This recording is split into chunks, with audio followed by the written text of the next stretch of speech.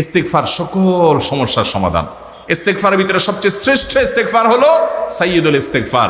সাইয়্যিদুল ইস্তিগফারটা যদি মুখস্থ না পারেন, অন্তত লিখিত ভার্সনটা পড়েন। সাইয়্যিদুল ইস্তিগফারের যে অর্থ, এটার যে মর্ম, বড় হৃদয়গ্রাহী ভাই, বড় মর্মস্পর্শী। ইমানদার এটার অর্থের দিকে তাকায় যদি পড়ে, তো তার অন্তর না গলে পারে না। নিরিবিলি আছেন, একাকী আছেন, ইস্তিগফার চালায় দেন। 10 সেকেন্ড টাইম পাইছেন, ইস্তিগফার শুরু করে দেন। ডাক্তারের কাছে গেছেন, ওয়েটিংয়ে আছেন, বসে আছেন, ইস্তিগফার করতে থাকেন। সিরিয়াল আছেন কোনো কাজের, ইস্তিগফার করতে থাকেন। ডিউটিতে যাচ্ছেন, গাড়িতে, বাইসাইকেলে, বাইকে, যে কোনোভাবে পায়ে হেঁটে ইস্তিগফার করতে থাকেন।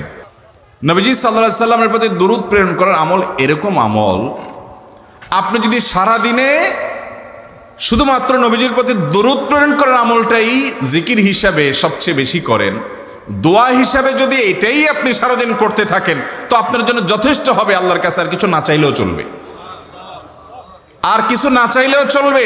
দুরূদ মানে হলো নবীজির জন্য দোয়া করা। ভাই, আল্লাহ তার হাবিবকে রহম করবেন, আপনার আমার দোয়ার দিকে আল্লাহর তাকানোর কোনো ঠেকা আছে? নবীজি কি আমাদের দোয়ার কোনো মুখাপেক্ষী? কিন্তু আমরা তার জন্য দোয়া করলে ওই চান্সে আল্লাহ তাআলা আমাদের প্রতি অনুগ্রহ করবেন। একবার না, আপনি নবীজির প্রতি একবার রহমতের দোয়া করবেন, একবার দুরূদ পাঠ করবেন। মান সাল্লা আলাইয়া মাররাতান